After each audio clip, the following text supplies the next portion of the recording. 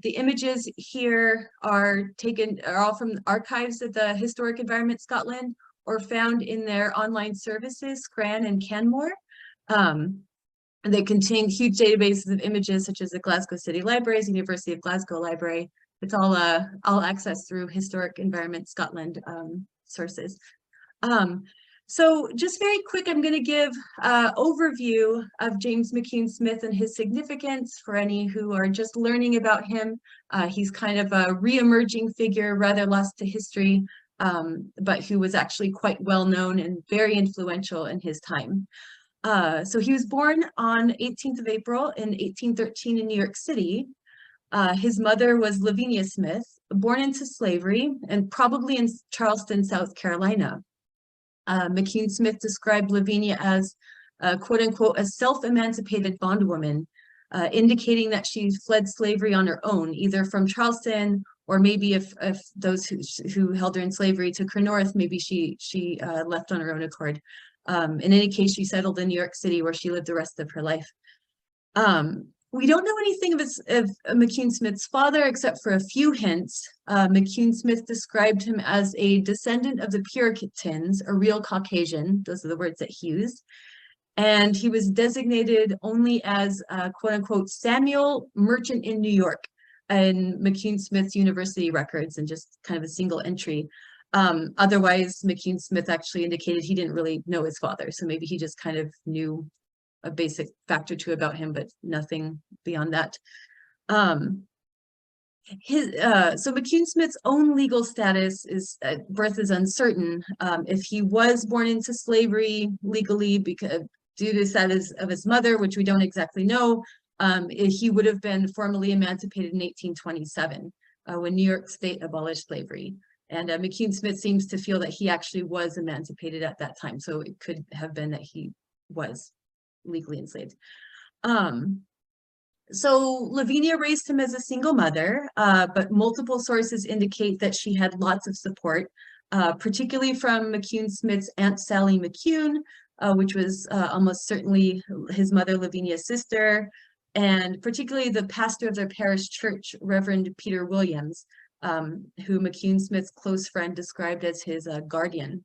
So we know the most, his story really begins that we know the most about when he entered the New York City's African Free School, which was run by the New York Manumission Society. That society was founded in 1785 by founding father John Jay, who himself was a slaveholder, but believed that slavery needed to be abolished, but just gradually. Alexander Hamilton, an even more famous founding father, star of that musical, joined the society at its second meeting. Like Jay's family, Hamilton's family owned slaves, but Hamilton himself never did. He always believed it was morally wrong. It was something he was really consistent throughout his life, and how he spoke of slavery.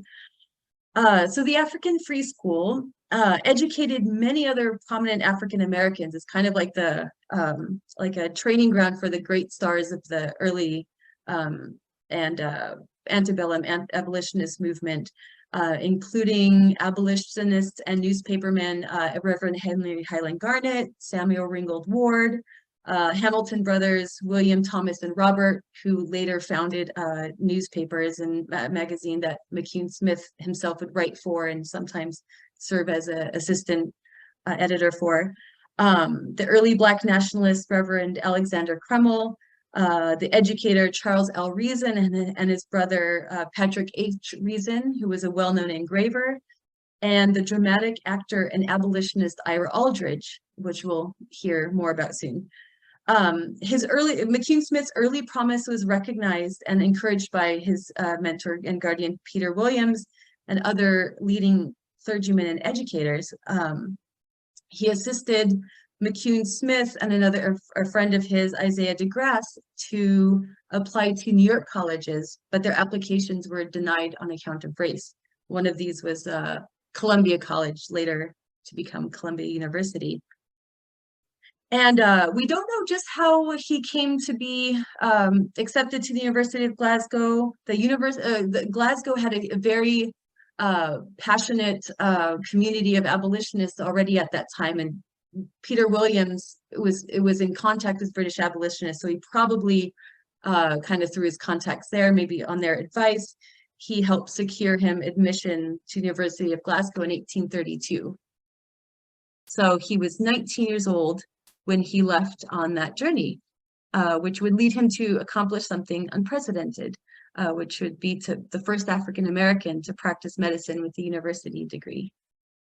And we'll go to our first site. And just something I forgot to mention, I've just started, have a newly caught cold. So if you see me drinking extra tea, I'm staving off a little coughs and sneezes associated. So if any of those burst through, that's what's going on. Okay. Let's see, that should. Okay, so here is our first site that we'll visit virtually. And this is the quay at Broomielaw in Glasgow. McCune Smith arrived here on the 17th September, 1832. So when he first arrived in Britain, he actually arrived in Liverpool, and he had a travel journal. Unfortunately, the travel journal's lost, but it starts from New York City and it ends just as he's pulling up to Glasgow, just before he gets to the Glasgow quay, but we'll still hear quite a bit about it from his travel journal. And this is one of his last entries when he's about to go to Glasgow. This was written on 15 September, 2 days before he arrived. So engaged this evening in preparing to sail for Glasgow per the steamer Eliza Craig at 2 o'clock. Made up a package of letters for home. There were 2 for dearest mother, 5 for my excellent friend, Reverend P.W., 1 for dear friend I, and 1 for, and he writes this in parentheses, I dare not write the sex, but the initials are A.D. P.W., of course, is Peter Williams. The dear friend would have been Isaiah DeGrasse. And A.D. may have been a member of the DeGrasse family or the Downing family. I'm still looking into it, probably the Downing family. So we'll see. Oh, and I forgot to say, the travel journal was lost, but excerpts of it was published in a newspaper, in an African-American newspaper, once McCune Smith arrived in Glasgow. So that's how we get the bits of us that come to us now are because of those published excerpts. So the steamer McCune Smith arrived in Glasgow on was actually named the Ailsa Craig. There's a 1903 history of steam navigation, which was published in Liverpool. Unfortunately, that one's not in the HES collection. They found it online, so we published it online. Described the steamers in the Liverpool-Glasgow service as, quote, built of wood, and these wooden steamers had established for themselves a reputation for speed and luxurious traveling, not surpassed nearly 3/4 of a century later. So McCune Smith would have been on one of those packets. So when he arrived in Liverpool, McCune Smith was not super impressed by what he saw. He kind of saw Liverpool as a bit like depressing and kind of crowded and close, and he saw a lot of poverty, although he was impressed by the people there. But he was much likely more impressed with the quay at the Broomielaw than of Liverpool.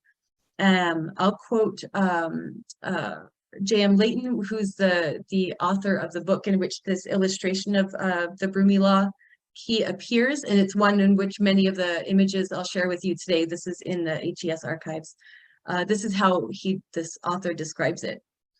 Quote, the quay at the Broomielaw has now become a scene of great interest and beauty. And this is in 1828.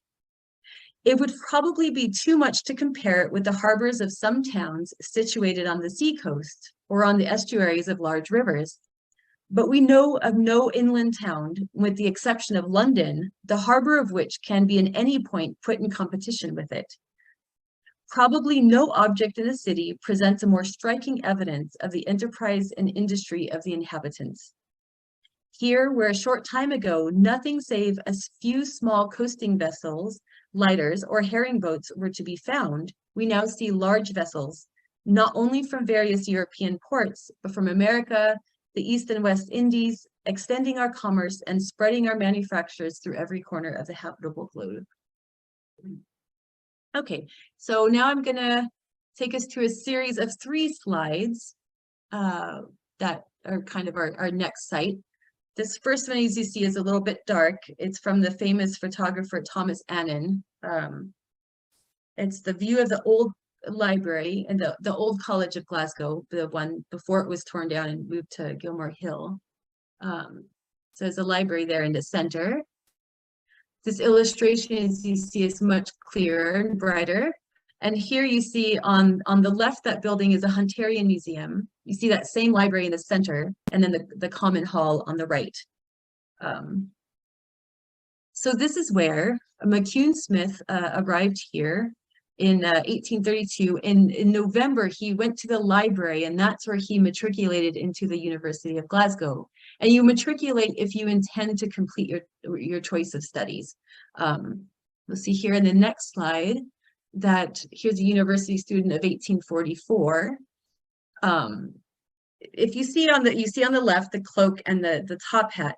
Now the top hat is something that was substituted later. They actually wore like a flatter style cap. You can see it on the right. That's a close-up from that last image we saw of the students walking by. You can see the cloak is the same, more or less. It's got a little capelet, falls to the knees, but the cap is different. It looks to me more like a Canterbury cap that scholars and clergymen would have wore. I don't know if it's inspired by it, the same, but that's what it looks like. What McCune Smith would have worn to most of his classes. But anyway, we'll settle on this because more of the discussion has to do with this. So we'll see, let's see.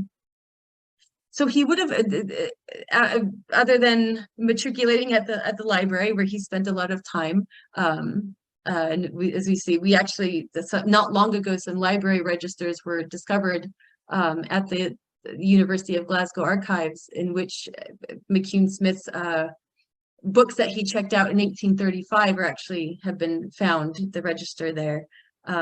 Which is really cool. And so we're doing some work. Bob McLean in the archives, and then Professor Eddie from Durham found them together. And then I've also been looking at them quite a bit. So, but we won't dwell on that today because that's a huge can of worms, exciting can of worms, but very big.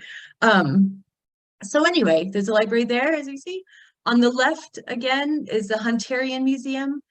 He would have spent a lot of time in there as well, both as a medical student, but also it was his anatomy and botany classes under Dr. James Jeffrey, who was a very revered instructor there and had been for a very long time.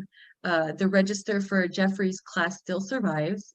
It lists McCune Smith as a student from 1833 to 1834, which is actually before he enrolled in medical school.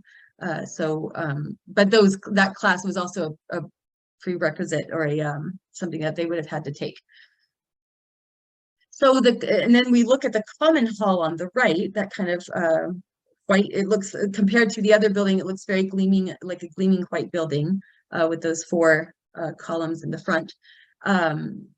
He was awarded his degrees there along with the rest of the students. He also won a first division prize in logic at the Common Hall on the 1st of May, 1834. So that was a class he excelled in his first year. And yeah, so he earned his bachelor's degree. It was awarded it on the 29th of April, 1835. His master's degree in 6th of April, 1836, and his medical degree in April, 1837. One of the most, oh, pardon me, I need to sit there. So McCune Smith described his time in Glasgow among the city's abolitionist community and at the university as a time of unprecedented freedom and lack of bigotry. He also described being turned away from American colleges as a blessing in disguise, however hideous that disguise was. This is what he said at a welcome home reception soon after he returned from the university, describing his time in Glasgow. There's all a long quote, but for what we're saying. I was forced to seek another country whose opportunities of improvement, which were denied me here and separated from you during the past 5 years. The cause of our separation, however much it pained me, and grieves me now, yet will ever give me reason to bless the effect which resulted from it. I bless the chance which threw me upon the sympathies of and opened to me the association with the Wardlaws and the Hughes, the Andersons and the Murrays. These are the names of abolitionists we'll come across again soon. Men whose names are the property neither of the city nor the time in which they dwell, but which will be held in grateful remembrance as so long as civil and religious liberty shall be remembered. The privileges which I enjoyed in their society are greater than any value at which I can estimate them, and they were privileges too, which no other circumstances could have obtained for me, except those which forced me to go among them. No other combination of circumstances, no other recommendatory introduction that I know of could have gained for me so immediately entirely the society and sympathy of those noble-minded men, amongst whom I went a young and friendless exile, and by whom I was received and treated as a brother and an equal. The distance at which youth and obscurity and humble abilities placed me from them were entirely forgotten in the ardent and generous sympathy which they felt for a voluntary exile for the sake of learning. And I was further permitted, to the extent of my humble energies, to battle side by side with them in the cause of the immediate and universal emancipation of slaves. But I also enjoyed still greater advantages. The temples of learning were shut against none who approached them. They were guarded by no surly sentinels, in whose learned yet studied minds the sight of glorious grace and the brilliancy of modern science, and even of Christian truth itself, are wasted because they cannot expand them. No, the gates of learning were open to all on the same terms and with equal privileges. And under the Thompsons, the Cummins, the Sanfords of the University of Glasgow, I enjoyed opportunities of improvement as ample as are afforded in any British institution, and far more ample than can be yielded by any institution in America. Okay, so now we get a sense of, have a good sense of how McCune Smith felt about his time in Glasgow. We'll move on to some sites that go into these details a little more. So this and the next slide are two views of the college chapel in at the University of Glasgow. This is from a 1848 book, but the church looked just the same from the time it was built until the end. It changed very little, so it will look just like that in McCune Smith's time. And there's the back view, so it's actually quite decorative and pretty from all views. And sorry about the shadow on the photograph. I took these from the book in the, a lot of the images I use are scans. This one I took in the, and I couldn't find an angle where I didn't cast a shadow over the image. So I tried to correct it, but I couldn't get it all out. So yeah, so here I'll read a little description of this chapel from Glasgow delineated, excuse me. It is institutions, manufactures, and commerce with a map of the city. It was published in Glasgow, the University Press in 1827. It went through several editions, so 1826 through the 1829 are all the same. So some of the images and some of the quotes are taken from different versions of the book, but it's all the same. I know it's in the HES Archives as well. So this is how Glasgow delineated, which we'll hear quite a bit from this book, describes this church. Blackfriars, or College Church, is a plain building partaking of the Gothic, with a small steeple in front, in which is situated the vestry. The latter has a direct communication with the pulpit by an entry from behind, and the effect upon the audience is such to induce the belief that the minister, previous to his debut, had been acting the part of the bellman. It was built in 1869, or I'm sorry, excuse me, in 1699, on the site of the ancient Gothic church belonging to the Blackfriars, after the abolition of whose order it was granted to the college. It stands on the east side of the High Street, a little below the college. So the previous church that it replaced had been destroyed by a thunderstorm in 1670, And then this one, in turn, was demolished in the 1870s after the University of Glasgow moved to Gilmore Hill. So it just sadly no longer stands. Pretty little church. So the significance of this for McCune Smith is that he was very devout and would have attended services regularly, even if he wasn't required to do so, which he was. And he told of this a little anecdote about his time there, which he did in newspapers when he got back in his articles that he wrote for papers that his friends published. He evidently was kind of shocked at the amount of religiosity he encountered at the university. He was from a very devout community, a minister helped raise him, and he kind of saw there are a lot of students who just skip church, and he'd be like, well. So here's a little bit from an editorial he wrote on his return. By the rules of the University of Glasgow, the students must attend the college chapel for divine worship on each Sabbath day.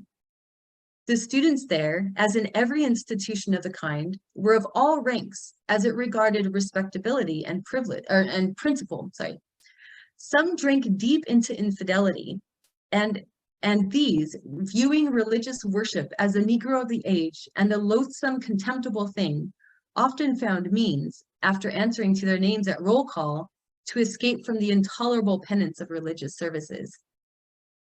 So McCune followed this story with this anecdote that he had heard while still a student at the university of a couple of students who had played hooky this way a few years before, only to be convinced by some others to accompany them to hear Thomas Chalmers preach elsewhere, in part as a lark and in part because he was a scientific thinker as well as a theologian, so they thought he might have something interesting to say. The story goes, as McCune Smith tells it, that they were so overcome by Chalmers' powerful sermon that they wept and were converted. So McCune Smith relayed this anecdote with great satisfaction. Okay, so here we'll go to the next site associated here. So this one, our event takes place on from the 18th to 23rd of March. This is McCune Smith at the Royal Theatre on Dunlop Street in Glasgow. By the time McCune Smith arrived in Glasgow, it was no longer the major theatre there. It had been when it was built, but not for long. Here's what Glasgow Delineated has to say about it. In 1782, Mr. Jackson built the late theatre in Dunlop Street. Having generally brought forward a set of respectable performers, he enjoyed a tolerable run of success. The popular prejudice, presumably against theatre in general, had now wholly subsided, and the above theatre being too small for the accommodation of the public, the magnificent building was erected in Queen Street. He goes on to say, the old building in Dunlop Street is still employed under the designation of the minor theatre, where the performances are intermixed with horsemanship and are usually minor in character and degree. Unfortunately, this theatre no longer stands. It was demolished in 1869, 6 years after being nearly destroyed by a fire in 1863. Okay, so what happened here? This is where McCune Smith introduced his friend Ira Aldridge. If you may remember, Ira Aldridge was one of his former classmates at the African Free School, who became a great tragic actor. He had introduced him to his friend John Murray, and John Murray was a Glasgow abolitionist that McCune Smith became very close friends with. Aldridge was often known as the African Roscius. It was a former he was a former elder schoolmate. Oh, I already said that, sorry. Roscius was an actor in ancient Rome, a former slave who became so admired that his name became a synonym for a talented actor, which is how Ira Aldridge got his nickname as the African Roscius. So Aldridge had left the nation of his birth, given the few opportunities there for a person of African descent to become a successful actor. But he found success and fame in Europe, so he stayed there, spent the rest of his life there. McCune Smith actually later wrote a biographical portrait of Ira Aldridge for the Anglo-African magazine in January of 1860. In this, he wrote that he had visited Aldridge's wife actually in Liverpool shortly after he arrived in Britain. And then, but Aldridge was away touring, and he didn't meet up with Aldridge until March of the next year here for this performance. So McCune Smith remembered that more time had gone by, but we can see from ads at the time, like when he was there, when Aldridge appeared there and all that, we can see that it was actually not long after the next spring after he arrived. Here's an ad that tells us just where and when. It's about Theatre Royal, Dunlop Street. This is in the Glasgow Argus in 18 March 1833. And it says, the African Roscius reappears on the evening of Ridgway's departure. Ridgway was a famous comic actor then. It is rumored, we know not how truly, that Messrs.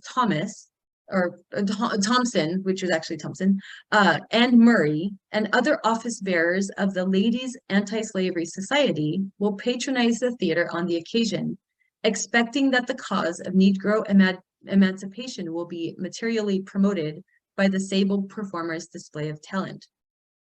But it does seem unlikely that that rumor was true. In his Aldridge article, McCune Smith wrote that the anti-slavery community in Glasgow were strongly prejudiced both against Catholicism and the theater. So when he told John Murray that his friend was going to perform in Glasgow, he was pleasantly surprised when actually Murray suggested that they go together, and they did. Murray said he had never visited a theater before, and he had never visited one since. But he was impressed by Aldridge and insisted on an introduction, and McCune Smith that he invited him to breakfast the next morning. So it was at that breakfast, actually, that McCune Smith and Aldridge came face to face for the first time after so many years. Aldridge had to leave that same morning after breakfast to go on to another show in Edinburgh, and McCune Smith wrote that as they walked down Sauchiehall Street to the coach, Aldridge was tearful when they said goodbye. So Murray, as we'll see, will become co-founder of the Glasgow Emancipation Society in December of the same year. And we'll return to that shortly. We do know too that Murray and McCune Smith had their friendship bond stayed very close. Not only was Murray willing to overcome his deep religious scruples to go see his friend at a play, McCune Smith later named one of his own sons after Murray, and upon hearing of Murray's death, he wrote the only known biographical account of his life. Okay. And here we are with a next site. And this is just a photograph I found of the River Clyde. I thought it was particularly, it fits with the subject of what I'm going to talk about. It didn't have to be a particular time or era of the River Clyde. The reason why the River Clyde is significant for McCune Smith is because it is he wrote the only poem that survives that's to the River Clyde. He dedicated it to the River Clyde. It's called To the River Clyde in Scotland. And he wrote it when he was still a student. The poem is preserved in the friendship album of his friend Amy Matilda Cassie. It was compiled in 1856. So it kind of looks like because the way it's written into the book, it's very neat. So it doesn't look like it was an old paper that was kind of stuck in there. It kind of looks like he might have kept it somewhere and then like transcribed it into the friendship album. And Amy Matilda was the only child of Peter Williams, his guardian and mentor. So the River Clyde was a favorite place for Glasgow students to hang out, especially in summer. They would walk along the Clyde to go rowing, etc. And it looks like it very much inspired him, his hanging out there. So I'm going to read his little poem for you, and it's really charming. He's not a great poet, but it's very charming. So here we go. In truth, I love thee, beauteous Clyde, careering on thy winding way, anon thy waves in smoothness glide, and now they crest with foamy spray. Now bounding o'er the rocky steep, they wildly down the cataract leap, and now along a vale as rife, in cooling groves as Tempe's self, thou wendest on, engendering life, through grassy mead where sportive elf, commingled with a fairy throng, rebound the merry dance along. Glorious stream, it is not this that makes me love thee, beauteous Clyde, for other streams would yield more bliss if we but mark the gorgeous tide. It is the deeds beside thee done that unto thee my heart have won. Oh, tell me not of silvery waves or streams that flow o'er golden sand, if e'er beneath the foot of slaves could linger near its conquered strand. But place me by the streamlet where none else but freedom's balmy air hath blown, my soul is centered there. And such art thou, my bonny Clyde, nor Roman steel, nor Norman yell, nor Saxon craft, nor England's pride could fling around thee slavery's spell. Away, flow on, thou beauteous stream, may freedom ever over thee beam. So we see here he's kind of connecting these old, first he's kind of like, oh, look how pretty the waves and the spray and the this and this, and then he goes right into these, this history of invasions and all of that, and he kind of links that to the freedom struggle that's going on in Glasgow just then, with the vibrant anti-slavery community. So, and speaking of the anti-slavery community, he threw himself into it right away. He would have had introductions from Peter Williams and other anti-slavery activists in Britain and on both sides of the Atlantic. A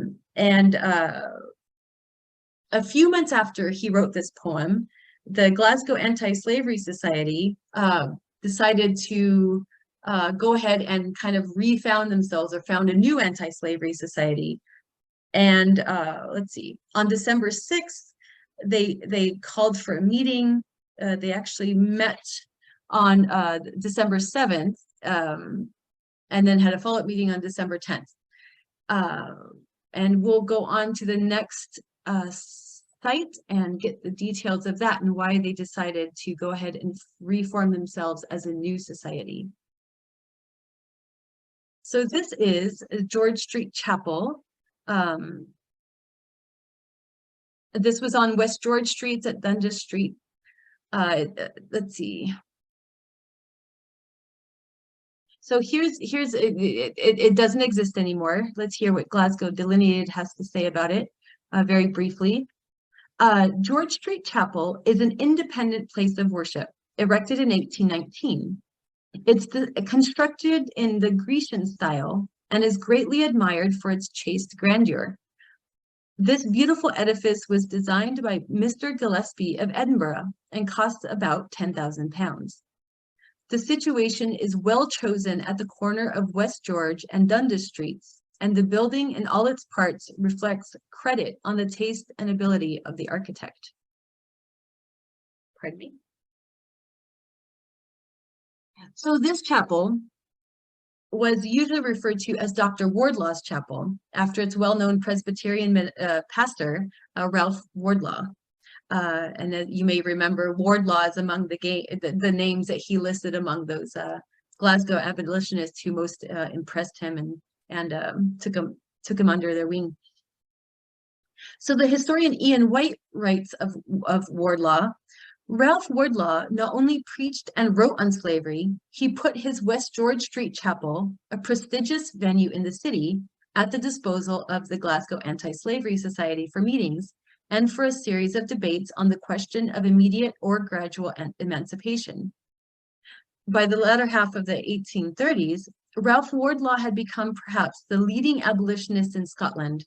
George Thompson, the London anti-slavery lecturer, was described as his protege. Let's see. So they called this new society the Glasgow Emancipation Society.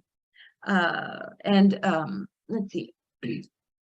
And this actually was expanded its vision to end slavery wherever it existed. So the Glasgow Emancipation Society was dedicated to ending, or to the debates around and then ending slavery as it still existed in the British Isles. And here it was, they thought it was really important to focus on the United States. I just checked the time and realized we started a little bit later, and my overly copious notes, we also, as much as I cross things out, we're still going over time a bit. So I'm going to try to hurry these up a little bit. But in any case, the Glasgow Emancipation Society became the most significant Glasgow one and the most effective one. And McCune Smith remained a corresponding member for many years after he returned to the United States. But we do know from the minute books, McCune Smith very regularly attended its meetings, was very active, spoke for them, etc. When we see he doesn't appear in the minutes, we can kind of see that it correlates with his time, usually when he's really busy with his medical studies or getting additional training and all that. So let's go ahead and get to the next slide here, the next one. And this is the assembly rooms. These still stand. I'm going to go ahead and skip the description of the building for the sake of time. You can see it's very beautiful. And it's another Adams design. This one is built a little bit shortly after the last one died, so we could see it's from older designs they had already drawn up. So as we've seen, George Thompson was a prominent British abolitionist, an orator. He also spoke on behalf of many other human rights causes. He became very interested and involved in speaking against slavery in the United States and touring with the United States through his connections to the Scottish abolitionist movement. So McCune Smith, actually, the very first time he set eyes on George Thompson was at a series of lectures he attended just a couple days after he first arrived in Britain, in Liverpool. There was a series of lectures. Thompson would give a immediate emancipation lecture, and then Peter Borthwick was a newspaper editor and a politician.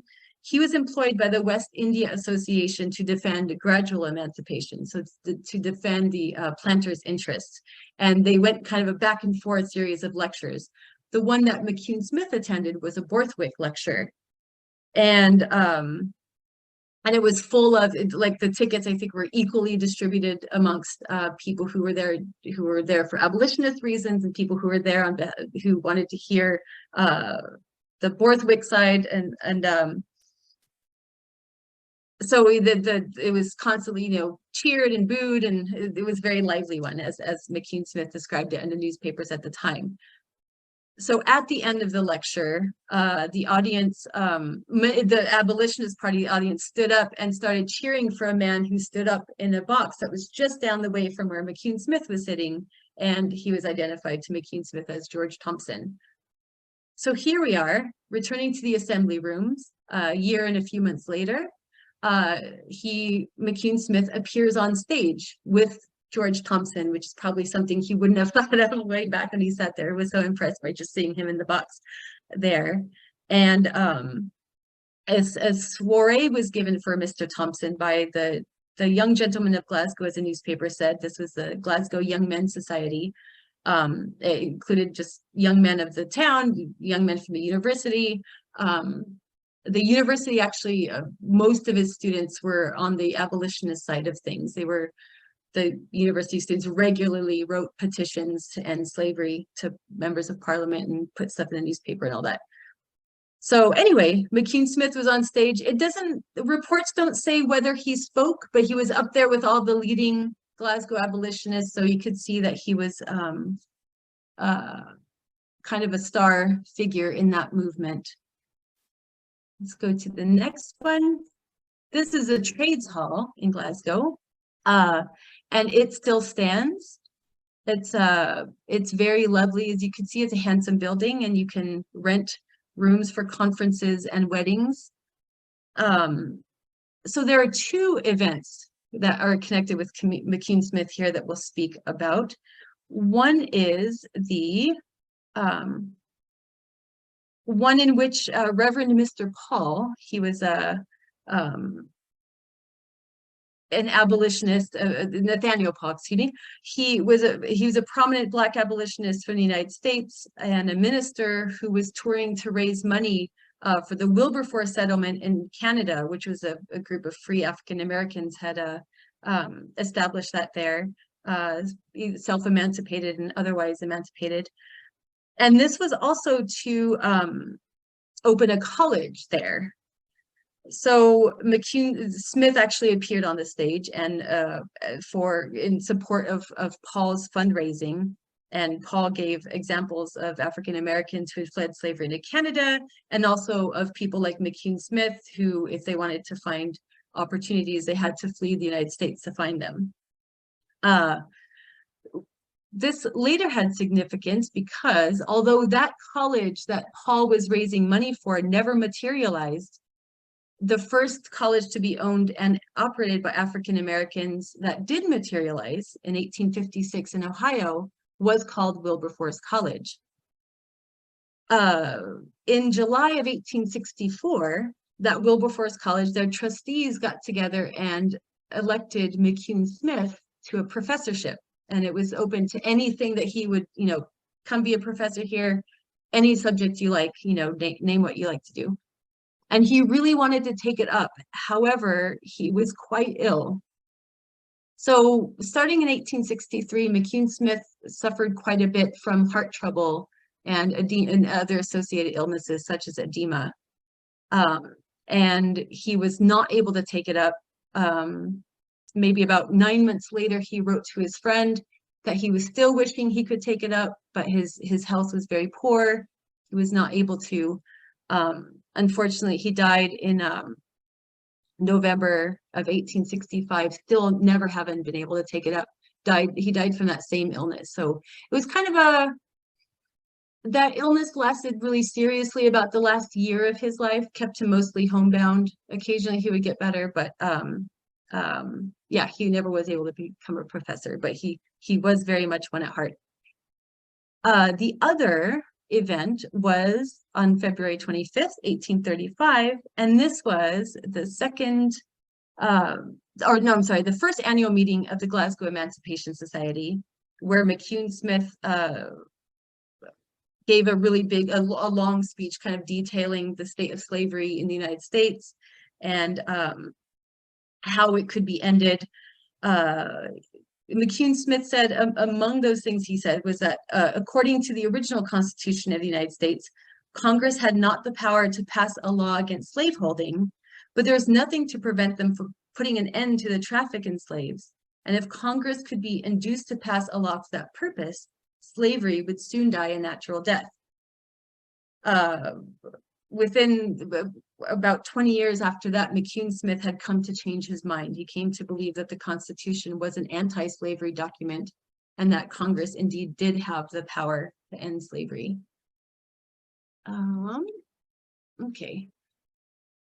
Okay, so this slide pictures the Glasgow Royal Infirmary, and where McCune Smith did a Royal Infirmary, at which he did a medical internship.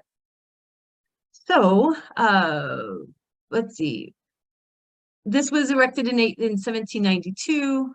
It was demolished in 1912, and it gave way to much bigger, grander buildings that you could see today. So on 5th December 1835, McCune Smith enrolled in the University of Glasgow's medical school. Now it turns out that McCune Smith probably didn't actually go to Glasgow to study medicine. We have some clues. One is less direct. Peter Williams wrote in an open letter that he had selected who he called 2 lads of great promise to train for a collegiate degree, but that it was for nothing to do with medicine. It had to do with training ministers. More specifically, McCune Smith's close friend Philip Bell wrote in his obituary for McCune Smith that McCune Smith was a close analytical reasoner, as he described him, with a mind that was too practical to make him a talented public speaker. So in his letters to and from McCune Smith while he was away, he tried to persuade him to study medicine. So Bell suggested in this obituary that it was largely due to him that McCune Smith switched careers, and he was glad of it. And this is what Bell has to say about that. If we had that influence with him, we have the consolation of knowing we spoiled what would have made a poor preacher and turned it into an excellent physician. So it may be Bell that we have largely to thank, chiefly, other than McCune Smith himself, for McCune Smith becoming the first African-American to practice medicine with a medical degree, thereby kind of paving the way for others to do the same thing, and also other medical firsts, like becoming the first African-American to have a medical case study published in American Medical Journal. He also was the first that we know of, or that I've been able to ascertain, and others that I know of, to have letters published in a European medical journal, and so forth and so on. Okay. So here we are back at the Broomy Law, and this image of the Broomy Law actually is created the same year, 1837, that this event takes place. And this is when he tries to buy a ticket home at the quay at Broomy Law. And unlike his experience coming over, he arrives at Britain from the United States and can't believe all the freedom he sees. Everywhere he goes, no one ever keeps him from going because of his color. No one ever denies him first-class accommodation anywhere. He lives a life of freedom of a kind he had never known, as he writes. So he goes to, attempts to book a first-class cabin to the United States on the American brig Canonicus. So his friend John Murray, in this detailed open letter to the newspaper, recorded this encounter as McCune Smith told him. So it's Captain Bigley is the name, offered McCune Smith a second-class cabin.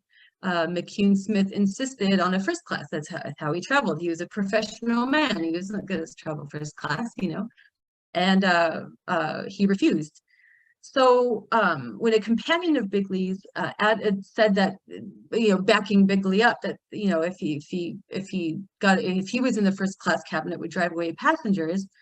McCune Smith noted that there were no American passengers, and that no British subject that he had ever seen would ever refuse to go in the best cabins with him. But Bigley still refused. And then he said, well, it actually isn't the other passengers, it's me. I'm not used to having Black people in the cabin next to me, so I don't want you there. So anyway, McCune Smith turned away, just didn't buy the ticket. And of course, Murray wrote this letter, and there's all these, letters to the editors. It was quite a brouhaha when they heard that McCune Smith, who came to their, it's like he came here to find freedom, and here's this bigot, keeping him out, and it's a shame, we don't treat people like that here. And anyway, so it took McCune Smith a few months actually to get back home. He evidently would not buy anything other than a first class ticket home, and he had to wait until a British vessel that was bound for New York came by. So obviously he would have kept up with the, he called it a transient British vessel. So it sounds like he couldn't get back on the regular routes in the style to which he insisted on, and on any American ship. So he had to wait for a British one to come by. And then here's our last one. I'll keep it quick. 17 June, 1837, his friends and fellow students throw a farewell dinner for him at the Tontine Hotel. And I'll just very quickly say, has the Glasgow Chronicle reported on this event on the 21st of June. On Friday, a numerous and highly respectable party of the friends and fellow students of Dr. James McCune Smith, AM, entertained that gentleman to dinner in the Tontine Hotel on the occasion of his being about to leave this country for America after having finished his studies at and obtained his medical degree from our university. So at this event, the chairman of the event, who was responsible for kind of opening, giving the remarks and the farewell address and all that, talked about the what happened at the Broomielaw when he tried to go home, and this is what he said. It's highly gratifying to observe that these paltry and ungenerous prejudices, which bring disgrace and discredit on the American character and are so much opposed to the genius of a constitution, the principles of which hold that all men are, by nature, free and equal, do not obtain in this country, and are not allowed to interfere with the appreciation of private worth, or to lessen the respect due to high intellectual talents, combined with the most engaging and amiable moral and social qualities. It was not only to pay a well-merited compliment to a valued friend whom they were about to lose, but likewise to express their contempt of a prejudice so pitiful and so unworthy of rational beings, that so many of his friends and acquaintances assembled themselves on this occasion, and the circumstances that they did so is equally honorable to Dr. Smith, themselves, and our national character. So there they go. They're it's saying like, oh, those bigoted Americans, and congratulating themselves on the, it's like, we are very not prejudiced, not like those nasty Americans over there. But to their credit, you know, that McCune Smith said just what they did. He was not accustomed, as he said in his speech, he had no longer been accustomed. He had never come across this kind of thing when he was in Britain. And what he did say was that his time in Glasgow, living that way, would sustain him for the rest of his life, because he knew what he was getting back into going home, that he would once again be treated as a second-class citizen, shut out of things, that what would be, and he would have a relatively easy life if he wanted to be a professional, practice medicine in Glasgow. He knew it would be difficult over there, but he said it would sustain him. So there we go. Thank you for your patience. I apologize I ran over time. Got too excited with my nerdery. So pardon me for running over.